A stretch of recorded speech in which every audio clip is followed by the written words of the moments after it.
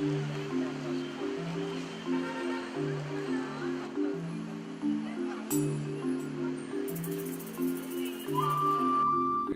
के साथ में मैं मैनहट्टन में टैक्सी में चलते हुए कुछ पढ़कर आपके साथ बांट रहा हूँ, जो कि मैंने सुबह लिखा था। उसका पहला पेज जो था वो पहले से लिखा हुआ था, बाकी आगे मैंने आज लिखा है, तो इसीलिए लिखा था कि मैं आपके साथ बांटूं। मैं जो लिख रहा हूँ, क्यों लिख रहा हूँ, इसका कारण ढूंढते ढूंढते मैं आप तक पहुंच जाता हूँ। लिखना जुड़ने के लिए होता है।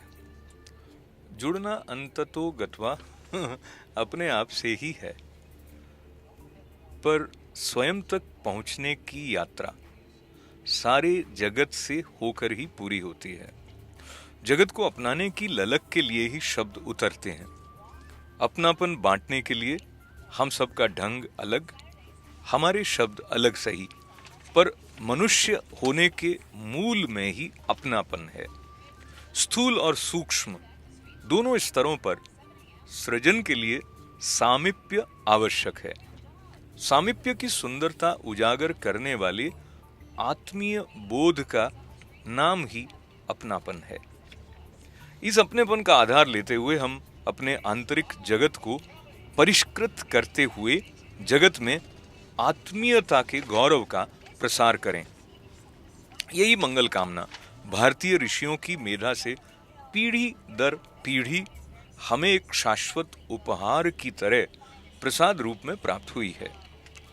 सर्वे भवन्तु सुखिनः, सब सुखी हों, ये प्रार्थना है।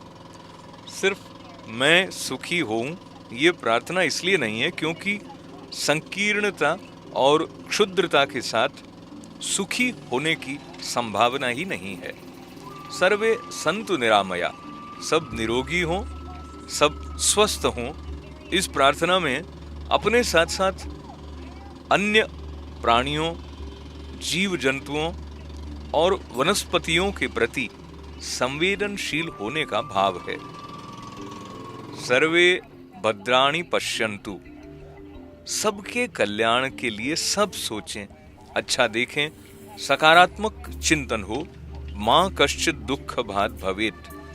ठीक ठीक अर्थ न जानते हुए मेरी समझ में इसका अर्थ ये रहा है कि प्रार्थना है कोई भी दुखी ना हो, व्यथित ना हो। बरसों पहले इस प्रार्थना के संदर्भ में मैं सोचता था ये तो व्यावहारिक प्रार्थना नहीं, ये तो संभव ही नहीं कि सब सुखी हों। पर अनुभव, आशीष और अनुग्रह से अब लगता है इस प्रार्थना में असीम का आलिंगन करने की प्रेरणा है और हमें परम विस्तार देने वाला आदर्श है, जो जीवन के संपूर्ण वैभव को प्रकट करता है। भारतीय ऋषियों की असीम अनुकंपा को नमन करते हुए श्रवण करने के लिए आपका आभार और शुभकामनाएं। नमस्कार।